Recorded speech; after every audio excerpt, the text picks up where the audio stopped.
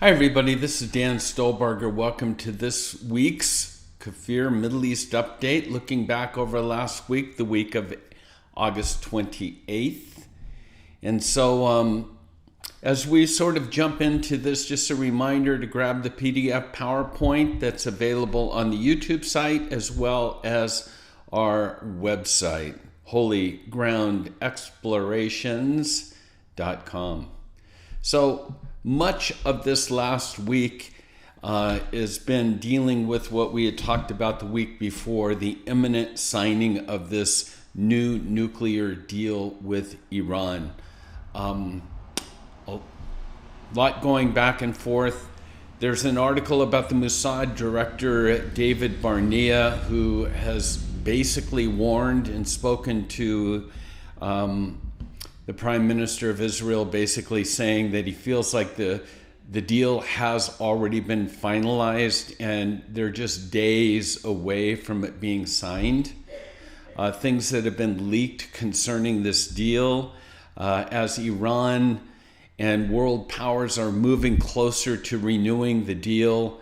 The bottom line is that Israeli intelligence and the IDF is basically saying that we need to urgently begin preparations against or for a possible military confrontation. Officials are saying that Israel will still, regardless of when it's signed, even from the U.S. perspective, that Israel will still have its freedom to act against Iran, adding that whether an agreement is signed or not, Jerusalem still continues its efforts against what it sees as hostile Iranian actions. And then later we'll talk a little bit more about that in our major articles, but on Thursday night of last week, Israel attacked Syria once again, from what I read and understand, with Russian signing off on it, okaying it. Remember, there's been that tension with Russia in Syria, but apparently they destroyed thousands of missiles.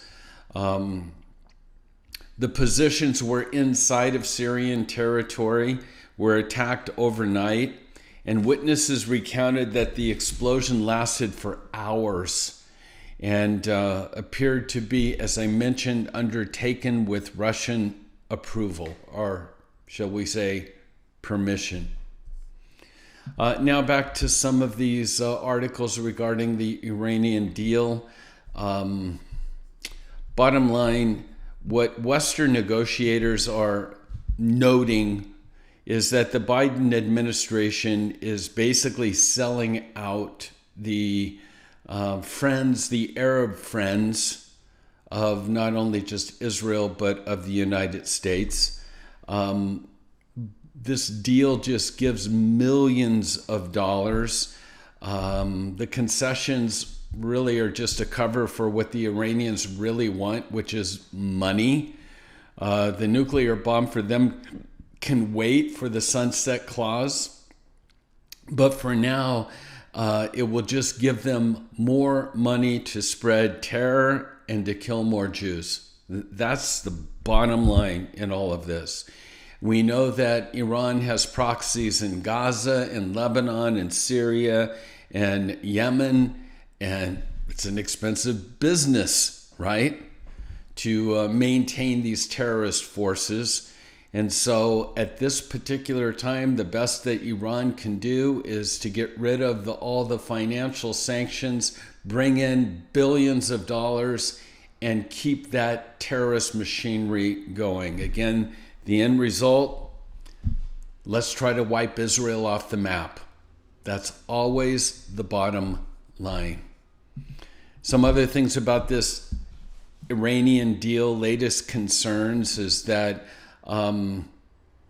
without consulting Jerusalem, the Biden administration is basically ready to sign, seal, and deliver what's being called a very bad deal. The money that's been mentioned is $100 billion a year, which will be used for what?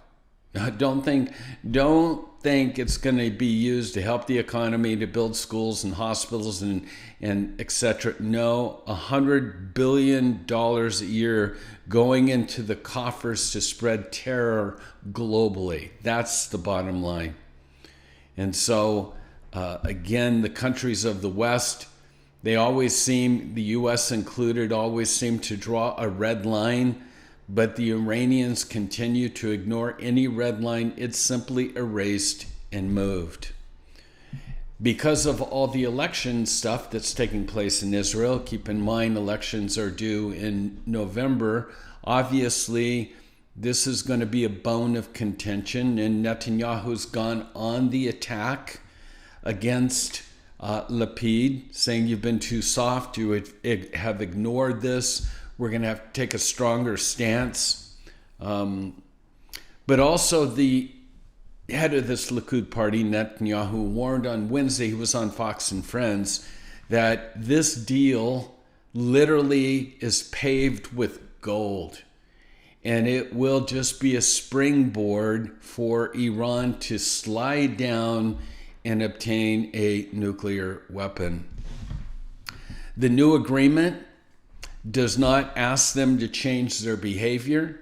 It doesn't ask them to stop calling for the destruction of Israel. It doesn't call them to stop bombing the neighboring countries like Saudi Arabia and the Gulf states. It does nothing but give them cash, money. So we wait to see, but no doubt probably when we're recording this next week. And by the way, at that particular time, all of our Middle East updates will be via PDF PowerPoint. They'll be posted on the YouTube page, but we will be in Israel from September 10th through October 22nd. And while we're in Israel, we continue to do Middle East updates, but they're only available via PDF PowerPoint. So again, they will be on our website and you can access them from there.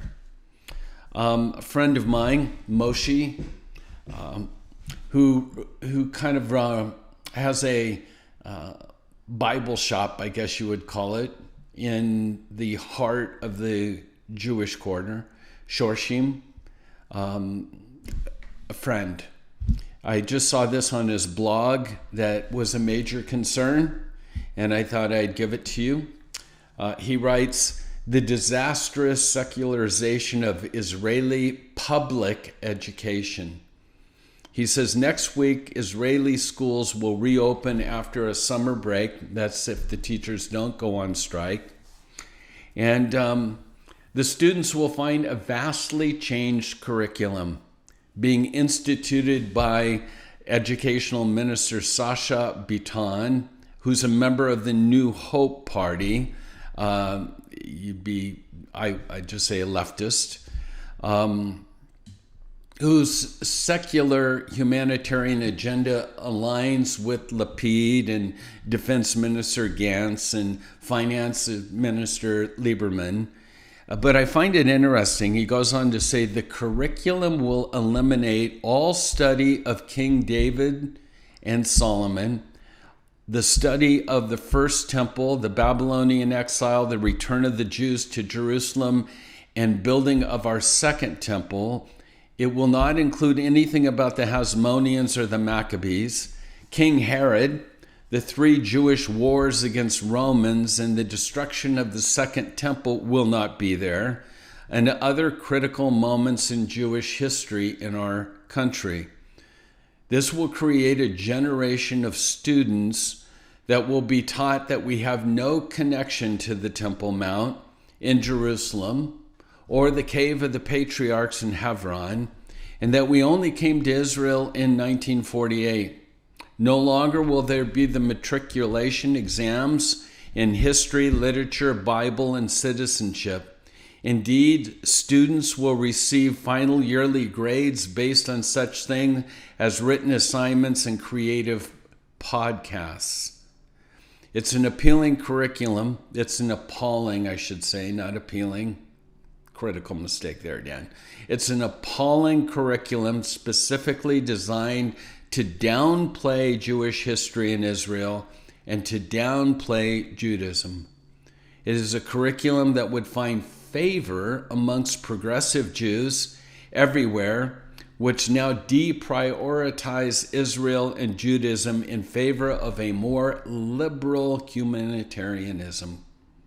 It's precisely the kind of no Jewish history in Israel. It's the same curriculum that's taught in Palestinian schools. That's where we're at. Well, I'll close after saying we do still have one spot left for our September trip, 14th through the 23rd. You would have to get word to us right away if you're interested in that. But we've also posted our next tour in 2023, Revealing Israel, and it will be February 15th through the 24th. So again, that's now posted on our website, all the information you need. Pray about joining us in the land. You've heard me say over and over again, there's no experience that I know on this planet that equals a trip to the Holy Land, especially for those that love their Bible and love talking to Jesus. So pray about joining us. With that, shalom until next week, and God bless you.